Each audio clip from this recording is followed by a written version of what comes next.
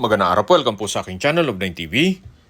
Nandito po tayo ngayon sa Nasugbu, Batangas kung saan meron po tayong bagong video presentation, isang residential farm property na may lot area na 2.7 hectares. Ito po ay along Barangay Road. May access na rin po dito ng tubig, kuryente at internet provider.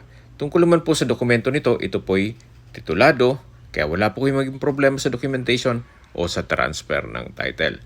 Patag na patag po ang lupa, kaya usable po lahat. Wala pong masasayang. Napakatahimik ng lugar, sariwa ang hangin, at sa klima naman po, banayad lang, hindi naman siya ganun kainit at hindi naman ganun kalamig.